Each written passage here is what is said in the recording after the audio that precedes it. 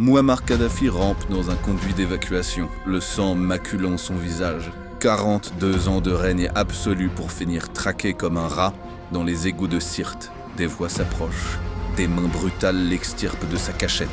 Le soleil l'aveugle, tandis que son peuple l'entoure, transformé en meute, assoiffé de vengeance. Mouammar Kadhafi observe avec incrédulité les images des bombardements sur son territoire. Ses mains tremblent légèrement, trahissant une émotion qu'il dissimule à ses proches. Il connaît Sarkozy. Il sait de quoi cet homme est capable, mais il n'aurait jamais imaginé que le président français oserait aller aussi loin, ni qu'il parviendrait à entraîner derrière lui toutes les puissances occidentales. La trahison lui paraît d'autant plus amère qu'il avait misé sur les divisions des Occidentaux. Les Américains, pensait-il, seraient trop enlisés en Afghanistan pour ouvrir un nouveau front. Les Européens, trop dépendants de son pétrole pour risquer un embrasement régional. Il avait sous-estimé la détermination de Sarkozy, sa capacité à transformer une vendetta personnelle en croisade internationale. Dans son bunker présidentiel, éclairé par la lumière blafarde des écrans de surveillance, le guide libyen mesure peu à peu l'ampleur du piège qui se referme sur lui. Ses alliés internationaux l'abandonnent les uns après les autres. Même les Russes et les Chinois se sont abstenus lors du vote à l'ONU. Il est seul. Les nuits deviennent courtes, hanté par des cauchemars où il revoit Sarkozy, ce petit homme qu'il avait tant humilié, souriant froidement lors de leur dernière rencontre. Cette image le poursuit jusque dans ses rares moments de sommeil. Kadhafi comprend désormais que ses provocations passées, ses allusions transparentes au financement occulte, ses humiliations publiques, tout cela a nourri une haine méthodique chez le président français.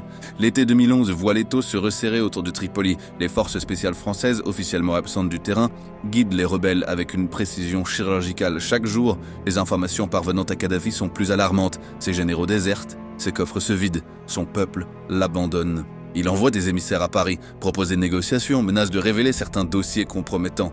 Ces messages restent lettres mortes. Dans les couloirs du pouvoir français, on murmure que le président a donné des instructions claires. Aucun compact, aucune négociation. Kadhafi doit tomber. En août, Tripoli tombe. Le palais présidentiel est saccagé. Les symboles du pouvoir de Kadhafi sont profanés par une foule en liesse. Le guide fuit vers Sirte, sa ville natale, dernier bastion loyal. Son monde s'effondre autour de lui. Dans cette ville assiégée, Kadhafi n'est plus que l'ombre de lui-même. Sa garde rapprochée s'est réduite à quelques fidèles. Ses communications sont interceptées, ses mouvements traqués. La puissance de feu occidentale, guidée par le renseignement français, s'abat implacablement sur ses derniers refuges. Le 20 octobre 2011, à l'aube, Kadhafi prend la décision de quitter Sirte. Les bombardements incessants ont transformé la ville en champ de ruines. Son convoi tente de s'échapper vers le sud, espérant rejoindre les terres tribales où il pourrait encore trouver protection. Mais, dans le ciel libyen, un drone américain repère le mouvement de véhicules. L'information est immédiatement transmise au commandement français. Minutes plus tard, un avion de chasse Rafale largue ses bombes. Le convoi est dispersé, les véhicules pulvérisés. Dans le chaos et la poussière, Kadhafi, blessé, se traîne vers un conduit d'évacuation d'eau. Son cœur bat la chamade. Pour la première fois depuis des décennies, il ressent une peur primitive, animale. C'est là, dans ce tuyau sordide, que les rebelles le découvrent, le guide de la révolution libyenne, l'homme qui paradait en uniforme chamarré devant les caméras du monde entier, est extrait comme un rat de son trou.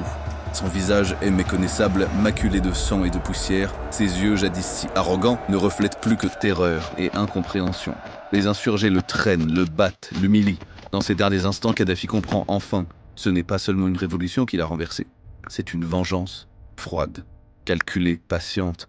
Il revoit le visage de Sarkozy, ce petit homme qu'il avait sous-estimé. Ce petit homme qui, de son bureau parisien, a orchestré sa chute avec une précision implacable. Les images de sa mort font le tour du monde. Son corps battu, exhibé comme un trophée dans une chambre froide de Misratin, devient le symbole de la fin d'une ère. À Paris, dans le silence feutré de l'Élysée, Nicolas Sarkozy contemple ces images. Son visage ne trahit aucune émotion, mais au fond de lui, une satisfaction glacée s'installe. L'homme qui l'avait tant humilié n'est plus, et avec lui disparaissent les preuves des arrangements passés, des financements occultes, des secrets partagés.